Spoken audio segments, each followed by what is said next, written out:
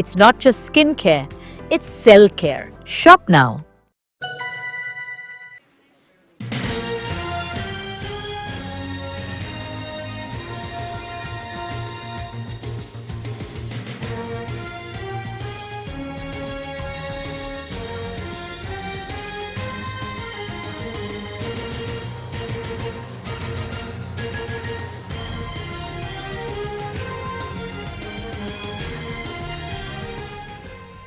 మాజీ మంత్రి సబితా ఇంద్రారెడ్డిపై హైకోర్టులో పిటిషన్ దాఖలైంది. ఓఎంసీ కేసులో సబితను నిర్దోషిగా ప్రకటించడాన్ని సవాల్ చేసింది సిబిఐ. సబితతో పాటు మాజీ అధికారి కృపానందం పైన పిటిషన్ దాఖలు చేసింది. ఈ పిటిషన్ పై తదుపరి విచారణను సోమవారానికి వాయిదా వేసింది తెలంగాణ హైకోర్టు. ఓఎంసీ కేసులో సబిత, కృపానందంలను గతంలో నిర్దోషులుగా ప్రకటించిన సిబిఐ కోర్టు ఐఏఎస్ శ్రీలక్ష్మి పాత్రపై కూడా మళ్లీ విచారణ జరపాలని ఇప్పటికే ఆదేశించింది.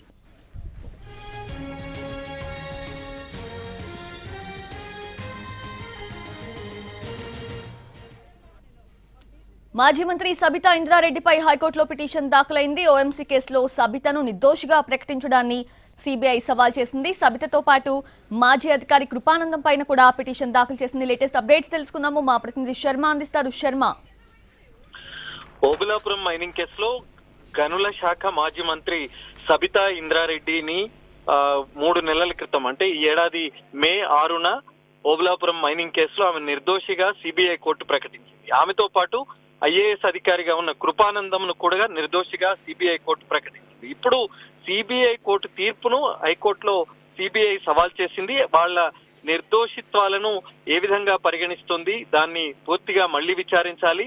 వాళ్ళ పాత్ర ఖచ్చితంగా ఈ ఓబులాపురం మైనింగ్ కేసులో ఉంది కాబట్టి దీన్ని మళ్లీ విచారించాలి, ఆ తీర్పును పునఃసమీక్షించాలి, ఆ తీర్పును కొట్టివేయాలంటూ సిబిఐ హైకోర్టును ఆశ్రయించింది. ఇవాళ విచారించిన సింగిల్ బెంచ్ విచారణను సోమవారానికి వాయిదా వేసింది. సోమవారం నాడు ఇటు పిటిషనర్లు అటు సిబిఐ ఏ రకంగా దీనికి పిటిషనర్లు సిబిఐ గాని అటు ప్రతివాదులు సబితా ఇంద్రారెడ్డి, కృపానందన్ తరపు లాయర్లు ఏ విధంగా సమాధానం కోర్టుకిస్తారనేటువంటిది చూడాల్సి ఉంది. 2010 తర్వాత దీనికి సంబంధించి కేసు అన్నది ప్రారంభమైంది. గాలి జనార్దన్ రెడ్డి సహా 9 మంది ఈ కేసులో నిందితులుగా ఉన్నారు.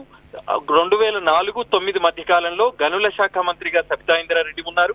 అలాగే కృపానందం పరిశ్రమల శాఖ కార్యదర్శిగా వ్యవహరించారు. అప్పుడు కీలకంగా వ్యవహరించినటువంటి శ్రీలక్ష్మి గతంలో హైకోర్టు ఆమెను నిర్దోషిగా ప్రకటించింది. కానీ సుప్రీంకోర్టుకు వెళ్లిన తర్వాత మళ్ళీ హైకోర్టే దీన్ని విచారించాలని చెప్పిన నేపథ్యంలో ఇటీవలే గత నెల ఆమె శ్రీలక్ష్మి పాత్ర పైన కూడా విచారించాలి, ఆమె నిర్దోషి కాదు, ఆమెను మళ్ళీ నిందితురాలిగా జాబితాలో చేర్చి ఆమె పాత్ర పైన విచారించాలని కూడా హైకోర్టు ఆదేశించిన నేపథ్యంలో మళ్ళీ వీళ్ల పాత్ర అన్నది పైకి వచ్చింది. అంటే శ్రీలక్ష్మి క్రిమినల్ రివిజన్ పిటిషన్ విచారణ తర్వాత ఆమె నిందితురాలి జాబితాలో చేర్చాలన్న దాని తర్వాతే మళ్ళీ సబితా ఇంద్రారెడ్డి, కృపానందం పాత్రకు సంబంధించి కూడా సిబిఐ పిటిషన్ దాఖలు చేసినట్టుగా తెలుస్తోంది. ఎందుకంటే ఆమె నిందితురాలు అయినప్పుడు వీళ్ల పాత్ర కూడా ఖచ్చితంగా ఉంటుంది అనేటువంటి అంశాన్ని వాళ్ళు ప్రధానంగా చెప్తున్నారు. కాబట్టి మరి హైకోర్టులో వాళ్ళ పైన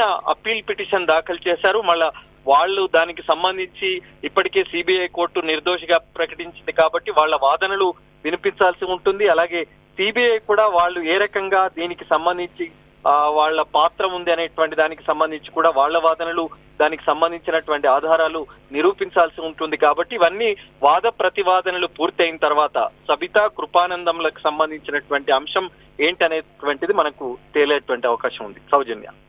Yes, Arvind Sharma. Thank you. Thanks for the updates.